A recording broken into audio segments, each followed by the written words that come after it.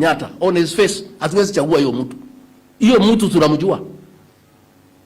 That is a lot of violence and impunity in the Republic of Kenya.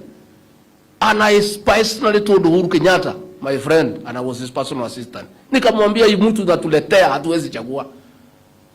This is a violent man. Hii ni mtu ya kuchafua nchi. Ni mtu ya kufanya mauaji. Alianza hii maneno 1982 akipindua Rais Moi, akaua watu. 1997 akaua watu. 2007 akafanya watu wauawe. Alafu Uhuru alikuwa anatuambia ati tumchague, tukamwambia akwende. Tukakataa Uhuru na mtu yake. Sasa wameshikana, mauaji imeanza. Last Monday they killed 6 people. Jana watu 7. Sasa nimeona anasema tutakuwa Monday, Tuesday na Wednesday. Wanataka kuua watu gapi kila siku ndio watosheke. Hii damu ya Wakenya wanataka ni ya nini? How much blood must you shed, Raila Odinga, for you to be satisfied? The people of Kenya rejected you 5 times. Wamekukataa wa Kenya.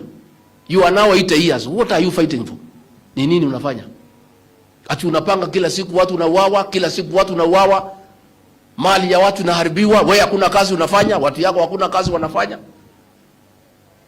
Umechukua vijana wetu kwa hiyo criminal gang inaongozwa na hiyo mtu hapa Laikipia, unawatumia na walipa pesa kidogo.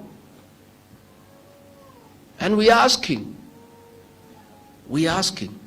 Mimi nilimwambia Uhuru Kenyatta, I told President Uhuru Kenyatta, this man unatuletea huyu is a problem of this country.